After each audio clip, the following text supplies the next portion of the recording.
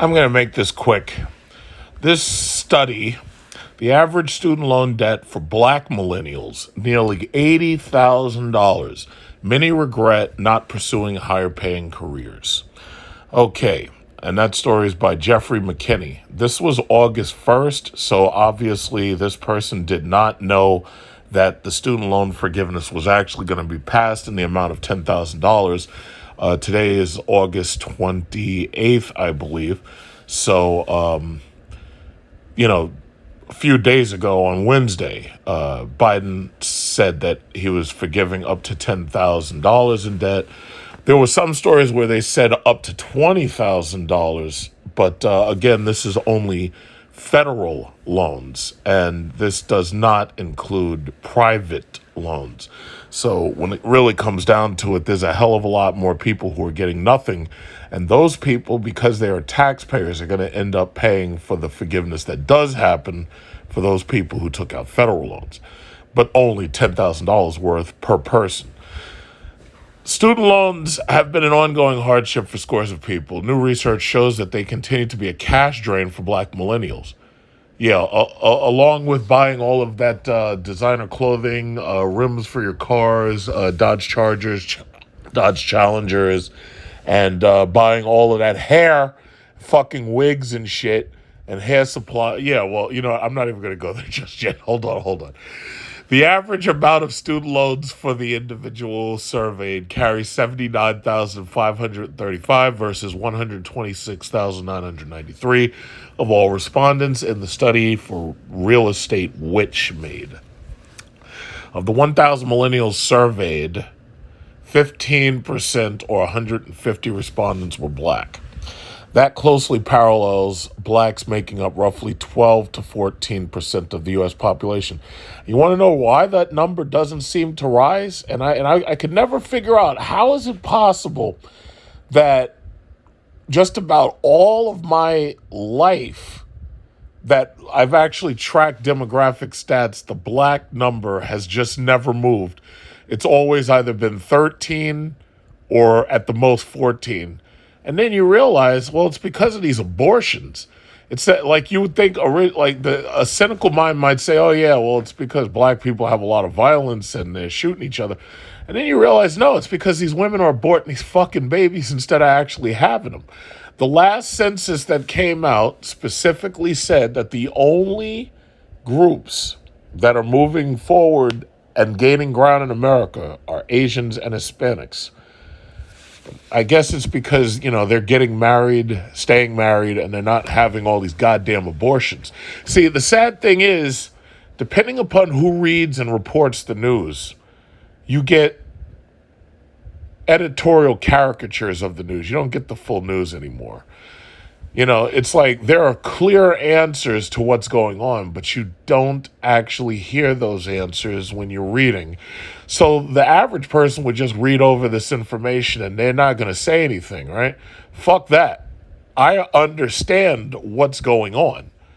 The number of black males that are single, married, and childless has increased beyond 51%. Now, I believe it was either yesterday or the day before yesterday that I was talking about the statistics that they show. And that's what the trend is. And part of the reason why is because a lot of black females are not choosing marriage. And when they do have children, a lot of them are aborting those children because they're busy chasing this career, or they're busy chasing what's called the career track instead of being a mother and being on the mommy track. They'd rather be in some man's school paying money to get these bullshit liberal arts degrees. So what they're doing is they're wasting their youth when they should be having children. They're getting older and older and older while they're wasting their youth and their beauty. And then when those black men and those black women who are on the same level, once they get older, you think the black guy is going to marry one of them? Hell fucking no. You know what he's going to do? He's going to get his passport and he's going to go down to Dominican Republic. He's going to go down to Colombia. He's going to go down to Philippines. He's going to go down to Thailand. And he's going to get himself a younger wife, shit, maybe even half his age. And he's going to leave that black woman single. So, first of all, you might say, oh, well, why are you going off on such a tangent? I'm not going off on a tangent. This is the reason why y'all are stuck with these bills. In the old days, I shouldn't even say the old days, within the last generation before me, I'd say like baby boomers and Generation X, when people got married, yeah, they had some debts. Sometimes they did have student loan debts, but they got married, and that helped take the pressure of those debts off of the individual. Like, for example, I pay both of my mortgages or taxes or whatever using money that comes from my tenants.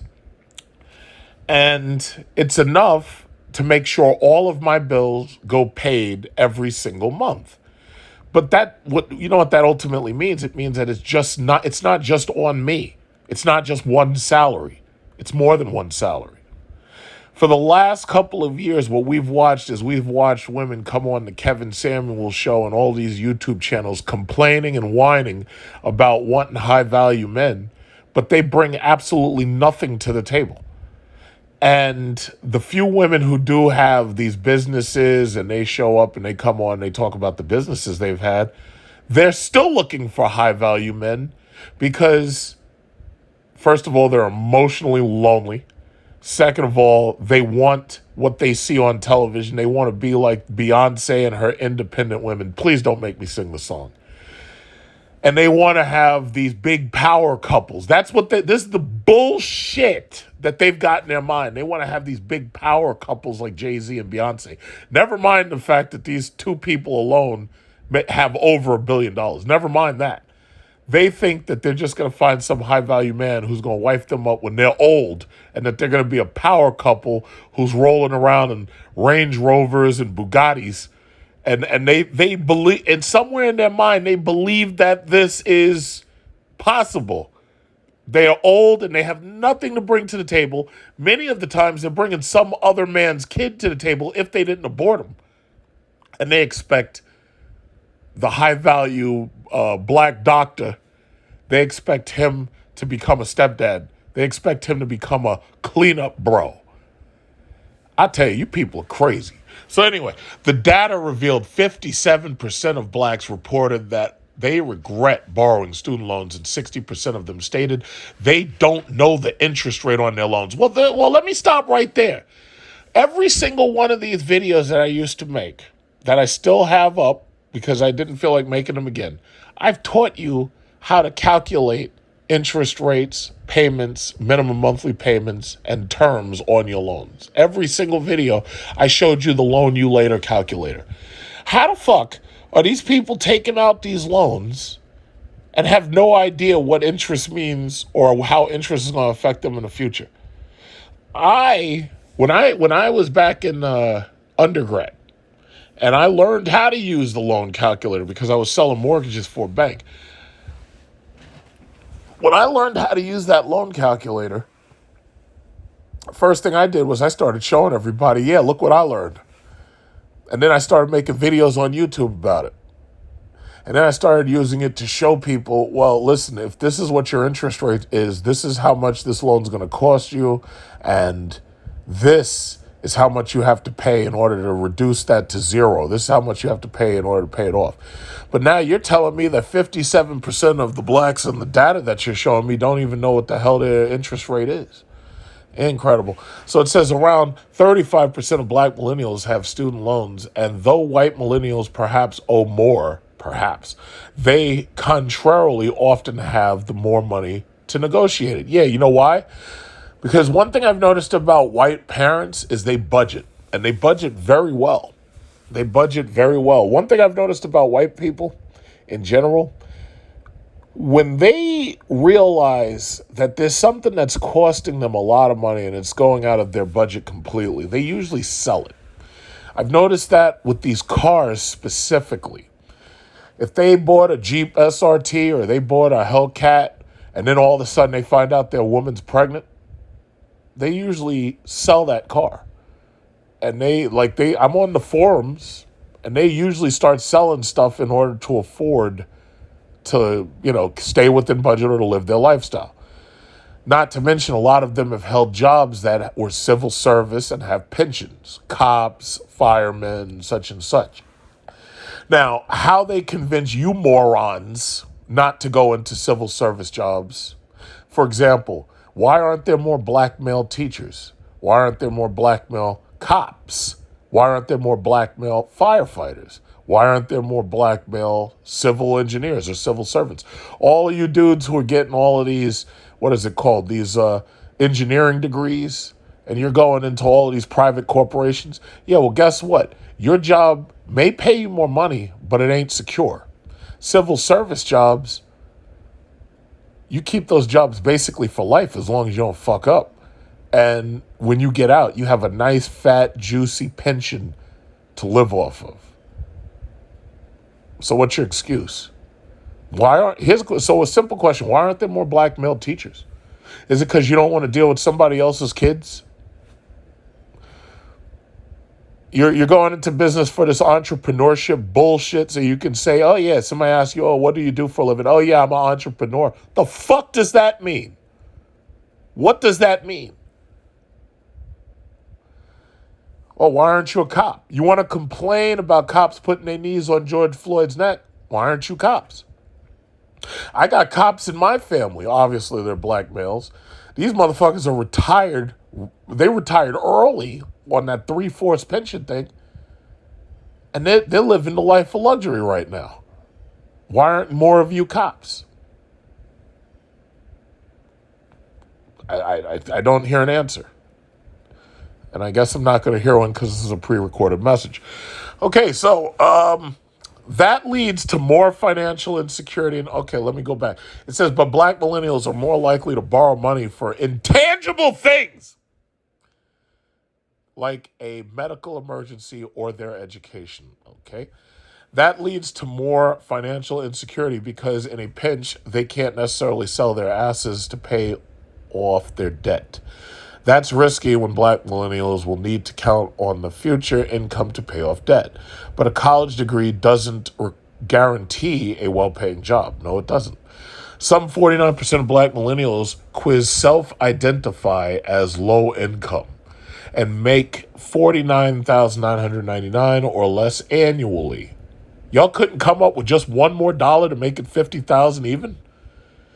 Seal says that is slightly under the $54,000 the average U.S. worker makes.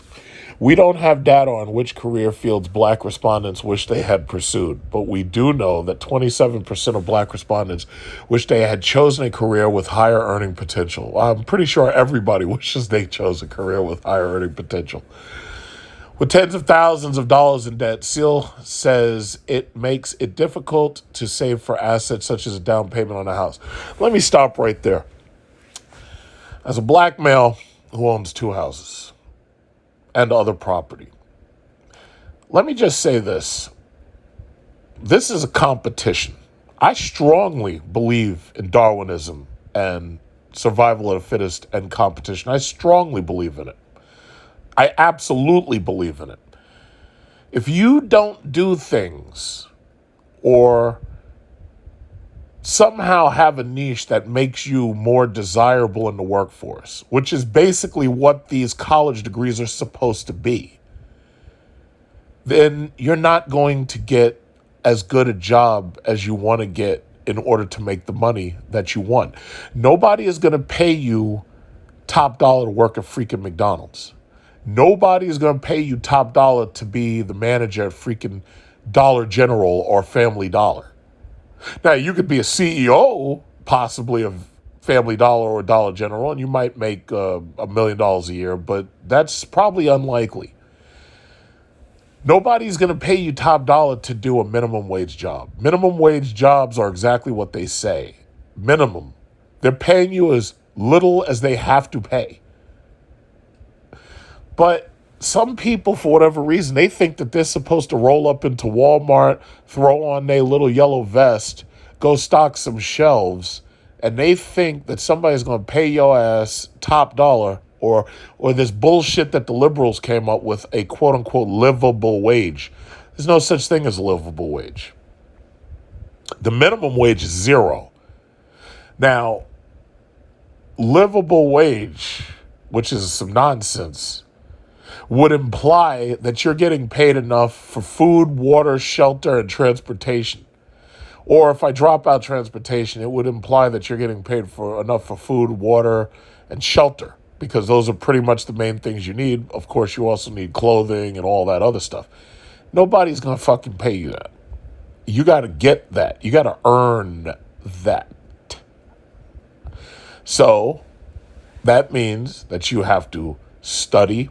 Because believe it or not, we actually have places that if you're a citizen, that it's absolutely free for you to go and study all of the goddamn information on the planet. It's called a library. I pass by libraries. I don't see you motherfuckers in the library. Not only that, but we have these things called cell phones and iPads. All of the knowledge accumulated by man that isn't top secret is there for you to be learning. I see you at parties. I see you at fucking clubs. I don't see you studying on these iPhones. I see you making these stupid fucking TikTok videos. I don't see you studying, though. Maybe you should try that. But as far as home ownership goes, the bank used to only give mortgages when it could verify your employment. It used to only give mortgages to people who it was 100% certain was going to pay them back. But this government has literally made it so that this banking system grants the worst loans to the most ineligible and the most uncredit-worthy people. Credit tracks your behavior. It tracks your spending behavior. It tracks your repayment behavior. And to some extent, it also tracks your saving behavior. So why should a bank give someone a mortgage if they can't prove that they can repay the money? I would say they shouldn't, because if the bank is lending out money, especially it's lending out money that other people put into the bank to trust the bank with, seems to me they shouldn't be lending out money to people who haven't proven that they can pay it back. Same thing goes for car loans, which come from bank loans. If you're only making $30,000 a year, well, I don't think that they should be lending you enough money to get a Range Rover. I don't think they should be lending you money to get a used Range Rover. Because you know why? Because cars like that have very high repair bills, especially Range Rover, which has some of the shittiest reliability on the market. I mean, Range Rover's reliability was so bad that they were actually under Dodge in reliability. That's fucked up. So my thing is, when y'all get these used car loans, the first thing y'all try to do is run out and get the flashiest fucking used car you can find. BMWs, Mercedes, Range Rovers. If, God forbid, you would go out and get Lamborghinis and Bugattis. God forbid. No one, not even thinking about, gee, can I afford to pay for this if something breaks on it? If y'all could, y'all would do it. But you can't. You know why? Because they're not going to make these loans to people who are this credit unworthy, and then also not going to make these loans to dealerships who know that deal in unworthy credit people. So this is kind of like a check and a balance to make sure that certain industries don't become too big to fail, or certain markets don't become too big to fail. Because the last time when they were giving out loans to each and everybody with, what do they call them? Ninja loans, no income, no job, no asset loans. And they were doing no income verification. Last time they did that, it brought us the 2008 financial crisis. The last time they did that, it basically cost more than $2 trillion to bail us out. China's going through something like that right now. China may have a $10 trillion housing crisis on its hand. I would like to think that it's $5 trillion or less, but it may be a $10 trillion housing crisis on their hands. This is what happens when you give out loans to people who shouldn't be getting out loans. This is what happens. This is what happens when greedy people, backed by government, are allowed to give out loans that they shouldn't be giving out. Now, as far as this whole thing about a down payment for a house, first of all, if you owe money on student loans or you owe money on car loans, you shouldn't be trying to get no house. Your debt to income ratio is too high for you to get a house. You don't even, if y'all don't know what your interest rate is, you probably don't know what your debt to income ratio is either.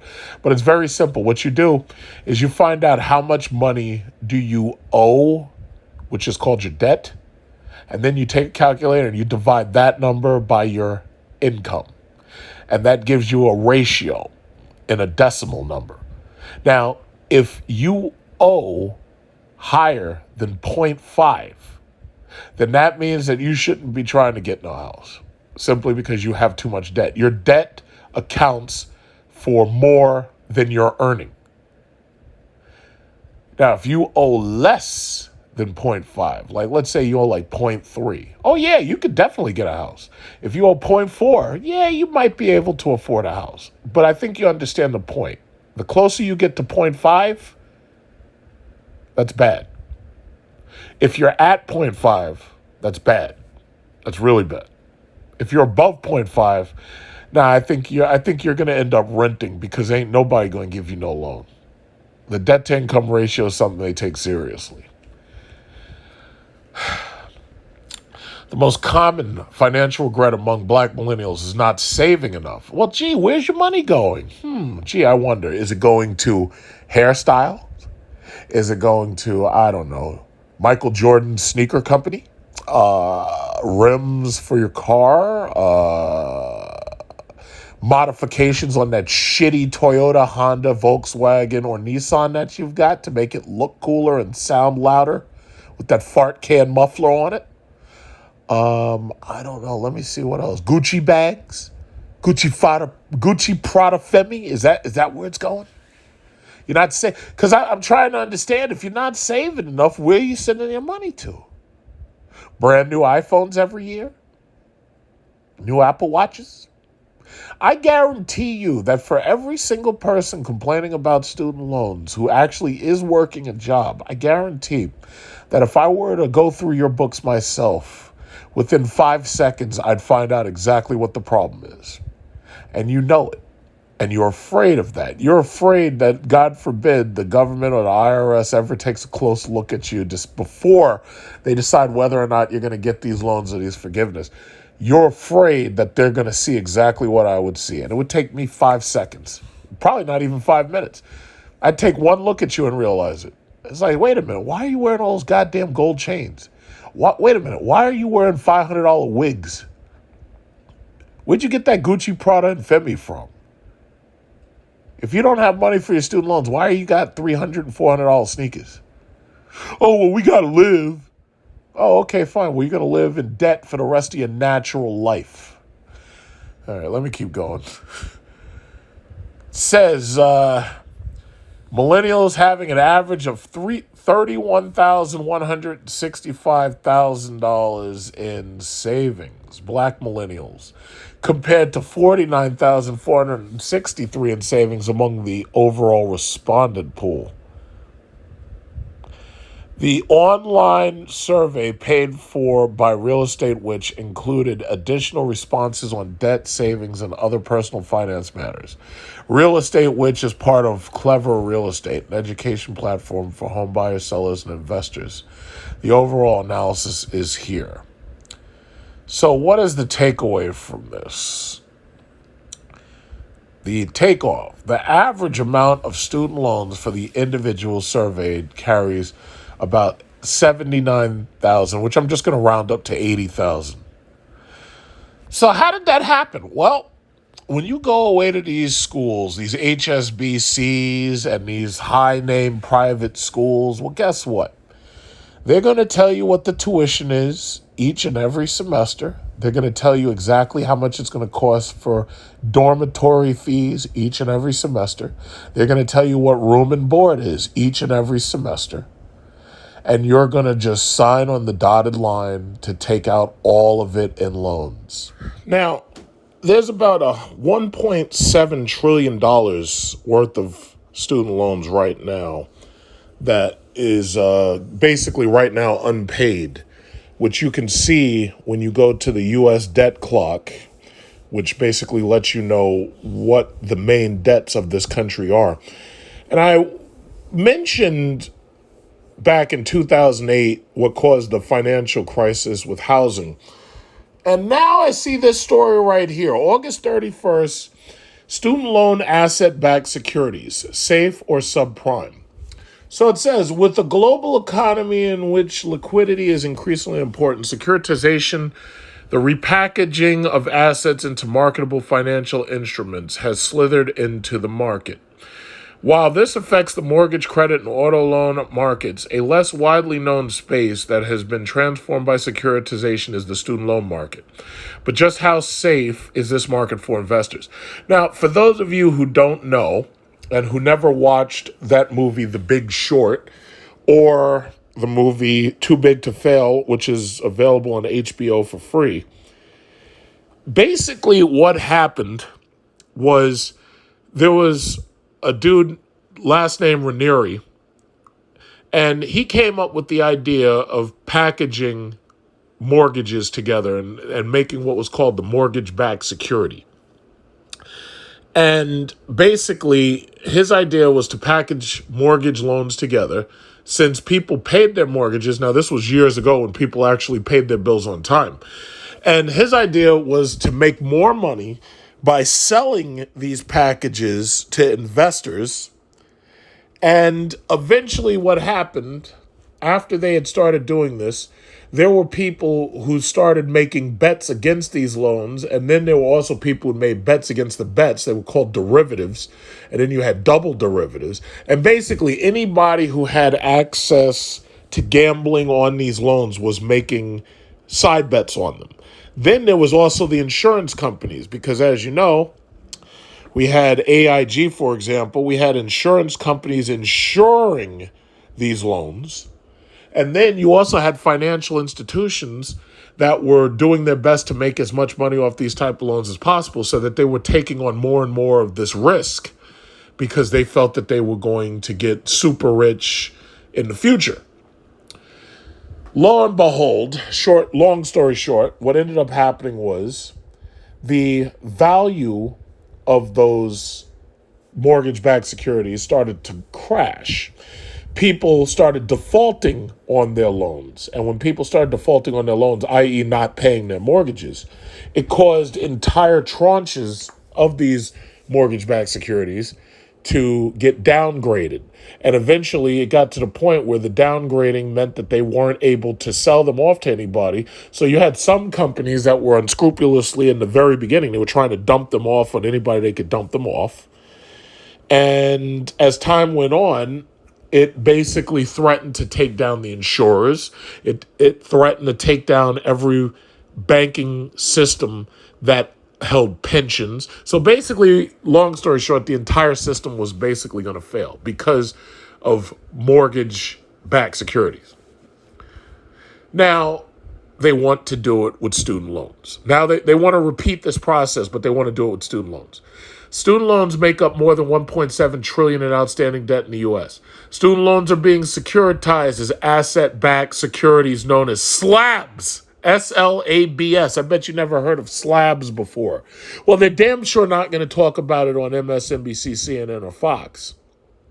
Because the last thing they want to do is talk about this shit.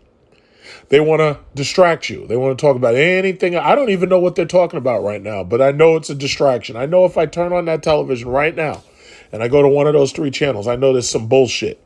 It's some distraction bullshit. It's gotten so bad that they don't even want to talk about Russia anymore because they know Russia's winning. And they assured you Russia was going to lose. They don't want to talk about that. They want to talk about January 6th and Trump and white supremacy, but They've been promising you they're going to slap the cuffs on Trump. And as far as I can see, Trump don't have no cuffs on him yet. So every single time I turn on one of those fucking channels, it's some bullshit. So I know you ain't heard of the slabs before. So now when I talk about slabs, if I ever mention slabs, now you know what slabs are. Slabs have been enticing to investors due to some structural guarantees, but as student debt loads increase, they may become riskier than originally thought. Student loan securitization. The United States alone has approximately $1.73 trillion in outstanding student loan debt from 45 million borrowers. Now keep in mind, there's only like 330 million Americans, and you've got about 45 million borrowers. Student loan asset-backed securities are exactly what they sound like. Securities based on outstanding student loans. These loans are packaged into securities that investors can buy, which deliver scheduled coupon payment, much like an ordinary bond. The main purpose behind slabs is to diversify the risk for lenders across many investors by pooling and then packaging the loans into securities and selling them to investors. Agencies can spread around the risk, which allows them to give out more loans and larger loans. Does this sound familiar? Does this sound familiar yet? This way, more students have access to loans. Investors have a diversifying investment instrument, and I think I just invented a new word, INVESTRUMENT. I can make that a new word, an INVESTRUMENT. It's an instrument of investment. I just made a new word just by slurring my speech. That's amazing. So yeah, I'm going to call it an INVESTRUMENT. I'm going to use that in the title. I'm going to call it an INVESTRUMENT. That's a new word. If anybody uses this word, I'm copywriting this shit. If anybody uses this word, you owe me fucking money. INVESTRUMENT. That's the new word. Holy shit, I came up with a new fucking word. INVESTRUMENT. And I'm going to put that right in the title. And if I catch any of you motherfuckers stealing from me, I'm taking this video to a judge and I'm suing your ass. INVESTRUMENT. Hell, that could be the name of I could make a business called INVESTRUMENT. That's fucking brilliant. So anyway, okay, I'm going to finish this story because now that, this video is important now because this video, I'm going to have to use this for copyright purposes. So anyway, and lenders can generate consistent cash flow from their securitization and debt collection services. Student loan borrowing metrics. As you see in the following tables, the number of student loan borrowers and the average balance per borrower is rising each year. Well, the colleges know that they can charge you whatever the fuck they want. When I went to school, it was like $1,500 a semester. Now that same school is $3,000 a semester. They can charge you whatever they want. And if you default on it, the government's just going to pay it. Does this sound familiar? Average student loan balance per borrower. Oh, yeah, mommy, I don't want to go to the community college. I want to go to the local Harvard satellite school. I want to go to Fordham. I want to go to Penn State. Does this sound familiar? Because of the inherent similarities between the student loan market and the subprime mortgage market, there is rampant fear that the student loan industry will be the next market implosion to trigger a financial crisis. No shit. Evidence has shown that even in the current recovering economy, the majority of new college graduates have not been able to find jobs that allow them to pay back their student loans. The result is a default rate that has been increasing since 2003. However, unlike mortgages, student loans are not collateralized, meaning investors get nothing in case of default. So in the case of a student defaulting, lenders are out even more than they would be in the mortgage-backed security markets. Private loans. Sallie Mae or SLM Corp., a former state-owned enterprise, is the main private lender for student loans. Sallie Mae makes loans that aren't backed by the government and packages loans into securities, which are sold in tranches. Does this sound familiar? Or segments to investors. A tranche means a part of something. If you saw The Big Short, I want you right now, under the sound of my voice, if you have not watched the movie The Big Short, all you got to do is go on YouTube and just type The Big Short playlist. The videos have been chopped up and they're on YouTube, and you can watch the most important learning tools of that video. Or you can actually watch the whole movie on certain channels. I'm not sure who has the movie. You can rent it, you can buy it, whatever. You can get it on DVD. The movie The Big Short is probably the best way that I've seen of explaining the subprime mortgage crisis. The other movie is called Too Big to Fail, and if you have HBO, you can watch that right now. It stars Ed Asner as Hank Paulson, and it's a great movie.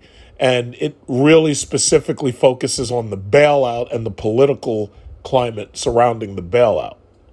But those two movies you really need to watch.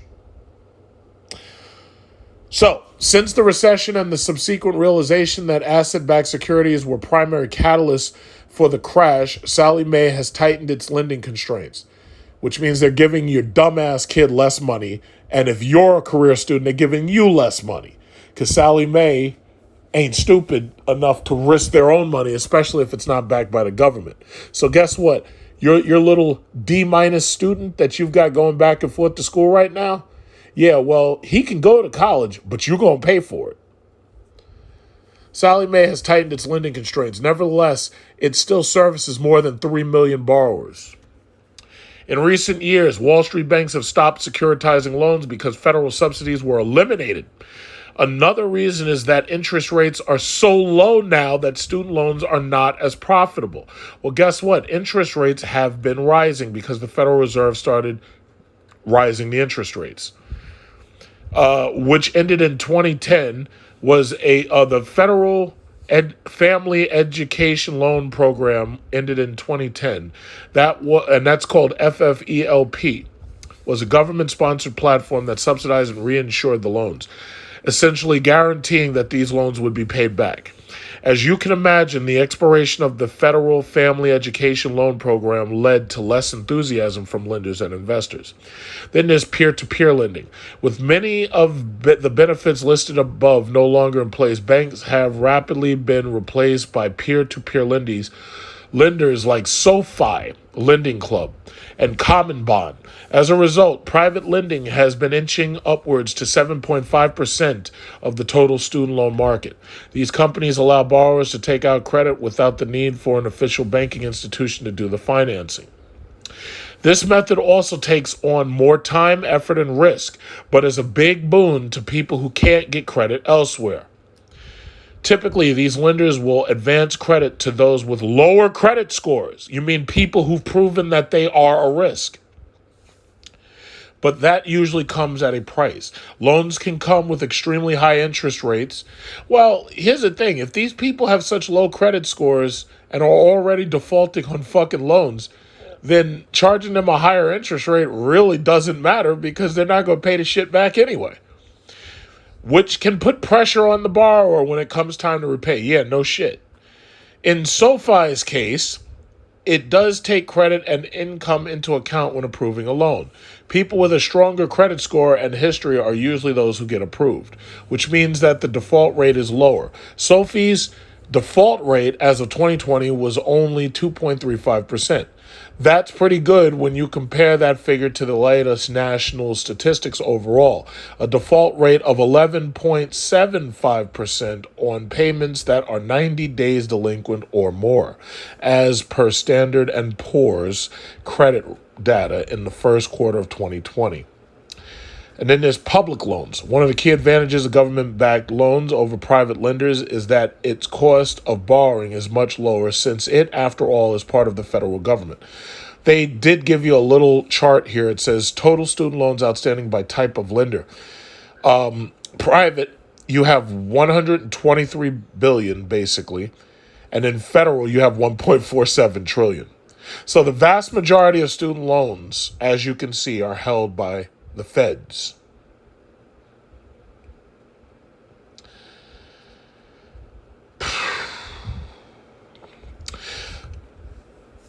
This harkens back to the subprime housing loans that inflated the housing bubble. Investors should be wary of how much longer these aggressive student loan lending strategies can be sustained. Are they enticing to investors? Investors are attracted to the seemingly endless growth potential of the education market. As students graduate from high school, they swarm to enroll in college in an effort to gain an advantage in the labor force. Well, here's my question. What advantage are you gaining? If you're going in and getting shitty liberal arts degrees that can't give you a job, what advantage are you gaining besides debt? See, I'll tell you, the way I would fix this, because I've read a lot of this and I could give you the link and you can read the rest of this shit yourself. The way that I would fix this is every single student would have interviews for the loan process. And I'm not talking about this bullshit where all you do is you go on fucking, what is that thing? You go on the internet. There's a specific web page where you take out student loans. I forget what it's called. And all you do is you just put your data in. But they never actually see you face to face, and they never actually look at your grades. They never actually talk to you. Now, if it was up to me, the simple way I would deal with this is you'd have an interview process, and they would determine whether or not you're loan ready or loan worthy. They would look over your transcripts. They would look over your high school transcripts. They would look over your elementary school transcripts. And they would look for progression. They would look to see, okay, let's see, maybe you weren't a great student and you got better. Or maybe you have always been a good student and you're majoring in something that's worthy of student loans. But we already know why that's not going to happen. That's not going to happen because there'd be immediate allegations of racism because little Pookie and little Ray Ray, who were fucking up in high school, cutting class, smoking weed outside, failing their classes, getting zeros and everything, who ended up with 55 averages or less.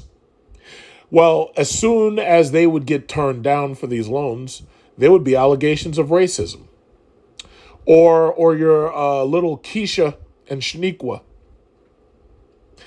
They were busy cutting class, smoking weed, hanging out with their boyfriend, getting pounded in wherever they could get some sex, just trying their best not to get pregnant. Well, there'd be allegations of sexism. So we already know the reason why these face-to-face interviews will never be used. We already understand that.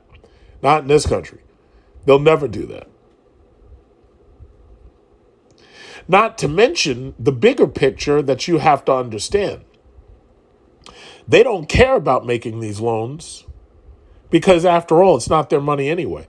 $1.47 trillion is federal. That means that $1.47 trillion is being covered by the taxpayer one way or another. We're already seeing it right now with Biden. He forgives $10,000 per person, right? Who do you think's paying for that? Well, first of all, the taxpayer is going to pay for it. And then all of us are going to end up paying for it thanks to what's called inflation.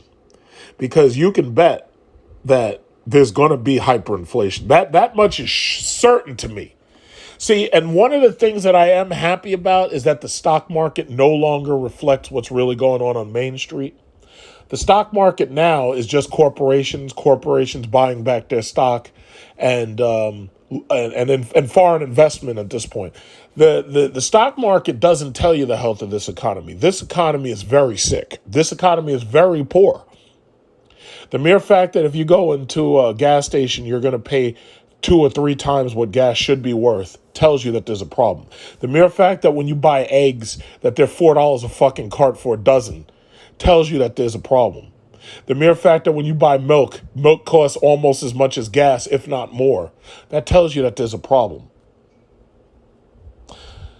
So, no, all of us are going to pay for it because the federal government shouldn't be in student loans at all. If this was left to private lenders, student loan debt would be far lower and they would only lend to people who they know are going to pay it back. But when you put the federal government into things, this is what you get. So for all of these people who I've had to argue with about whether this is a socialist country or not, Well, first of all, I think you're stupid. That's number one. I think you're stupid. I think you don't understand what's happening here. I think you don't see the whole picture. I don't even think you have enough mathematics understanding to understand that you're wrong. This is not capitalism. This is socialism. That's absolutely what this is, by the very definition of what this is. When you have a few companies who privatize the gains and socialize the losses, well, you tell me, what do you call it? Half of you, I don't even know if half of y'all understand what these words like socialism and communism and fascism, I don't even think you understand what they mean, honestly. I don't think you understand what they mean. So some people, I don't even think you'd be able to put up a decent argument. I really don't. This is not capitalism by any means. This is socialism. Now, you could go so far as to call it a hybrid economy, which is exactly what they got in China. Because I know the Chinese have a communist party, they have a Chinese Communist Party, the CCP. But the bottom line is what they operate on the streets is a hybrid. They have hybrid communism and socialism and capitalism. It's a hybrid because it's mixed. That's exactly what you're dealing with here. You're dealing with hybrid socialism and capitalism. Specifically, that's what you're dealing with. And there's no way you couldn't argue that. If you are literally socializing where the taxpayer has to pay to keep people in houses that they couldn't afford and should have never had, if the taxpayer has to pay for all of the kids to go to whatever school they go to, while the institutions themselves, those schools, while they take that money and they get rich.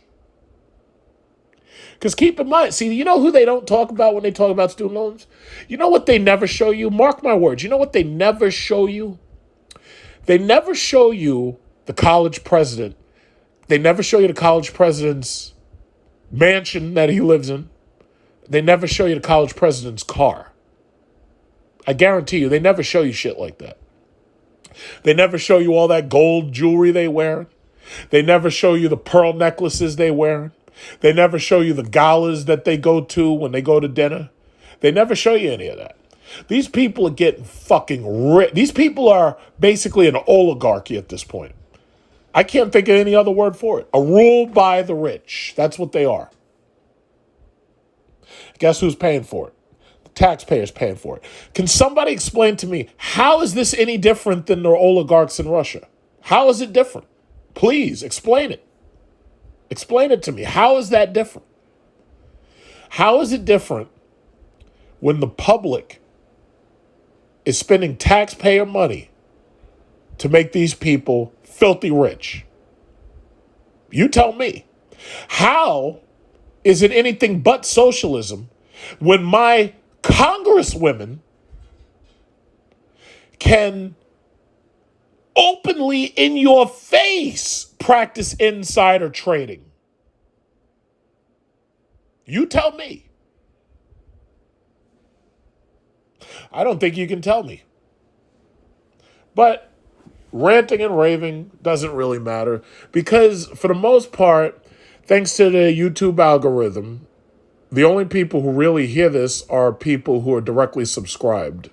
Videos and, or what do you call them? What do you call the things? Podcasts. Those things rarely go viral unless you're dealing with somebody who's already really, really big, like Joe Rogan or something. And when they start talking about it, that's the only time the masses really hear it. Problem is, at that point, there's really nothing you can do about it. You know? So that's just, what it is. That's what you're dealing with. Mark my words, student loans are going to be the next housing crisis. Now, it's 1.7 trillion now. And keep in mind, when we had to bail out the housing industry, the first bailout, they really wanted to make it $1 trillion. But the Democrats didn't want to sign their name to that. It was only when we did the COVID bailout that you see these massive, massive bailouts above $1 trillion coming around. Because at that point, I guess they figured they'd scared the public enough where the public wasn't going to say anything about it. Not that the public at this point worries about it anymore, because when you're talking about $30 trillion worth of debt, that's never getting paid. In fact, you'd be a fool to think that's never getting paid. In fact, we're one crisis away from $35 trillion in debt. Maybe even 40. That's never getting paid. So maybe it's not even worth complaining about. Because I can already see my taxes are going to go up this year. Last year, I got less back on my taxes than when Donald Trump was president. Last year, under Biden, I got less back under my taxes than when Donald Trump was president. When Donald Trump was president, I got more back on my taxes. And that's not to say that everything was fruity under Donald Trump either.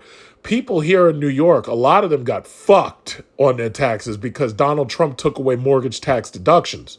So that means that if you had taxes on your house more than $10,000, those people, especially out here in Long Island, Trump supporters got fucked on their taxes. They got fucked. Now, some of them will never admit it because I haven't heard any of them admit it. But what I did, being the smart financial person I am, my houses were less than $10,000. Some of these people have gigantic yards and they're paying $13,000, $14,000, $15,000. I got a friend, she got herself a house, she's paying $16,000. I'm like, what? $16,000 a year of fucking taxes? But me, no. My first house has about $5,000 worth of property tax. The second one has about, give or take, $5,000 worth of property tax. So rather than me run out there and buy one of these fucking McMansions or some shit, no. I didn't get hit by that mortgage tax deduction thing. A lot of these other people did. But the reality is I was still getting more back on my taxes under Trump than I'm getting under Biden. And I'm pretty certain that when the dust clears from this, because first of all, I mentioned, in order for the Democrats to artificially suppress gas prices towards November, in order for the Democrats to officially and artificially suppress gas prices for this election coming up, most of these states, especially my state, they suspended the gas tax. So that means that we're going to have a deficit close to I believe it was $600 million of deficit come December. I could be wrong. It could be even higher than that. A lot of states suspended their gas tax so that the Democrats could artificially suppress gas prices. I want you to notice something, and this is something I hate to go off on a tangent. My oil stocks that I still hold, I've noticed they're still rising. But what's interesting is the cost of the barrel of oil isn't. The cost of a barrel of oil is being artificially suppressed. What else is being artificially suppressed? Student loan repayments. When did they tell you got to pay your student loans back? December 31st? January 1st? Well, the election is November. They are artificially suppressing costs because they're doing their best to make sure that they get reelected. They are artificially suppressing costs to do their best to get reelected. Do you really think, even if you're a flaming liberal, do you really think that these prices are going to stay low once these motherfuckers get their jobs back for the next 2 years? Biden is not going to complete the next 2 years. I just don't see it. I don't see it. If the Republicans manage to take the supermajority, the House and the Senate, Biden and Hunter Biden are getting investigated, possibly impeached. Possibly a Biden impeachment is on the horizon. I don't think he's going to be there another 2 years. Now they could prove me wrong, but I think you're in for President Kamala Harris. That's what I think. I think Biden's going to end up resigning, just like my governor did, And then you're going to get an idiot like Hochul who thinks that it's a smart idea to take new buildings off of natural gas lines and run them off of electricity. So that would be perfect. So we'll be one incident away from people freezing their asses off in these buildings. We'll be one incident away from it. Is this what I pay taxes for, so I can get a bunch of elected and non-elected leaders who are idiots? Is this what I pay my taxes for? Is this where my tax dollar is going? Well, I guess it is.